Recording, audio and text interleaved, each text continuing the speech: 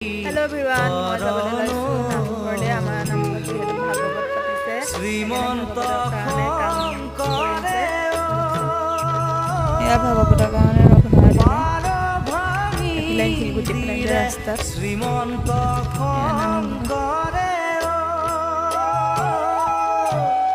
পাৰ ভাঙি দিলে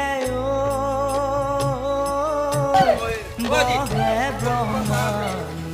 কভেদি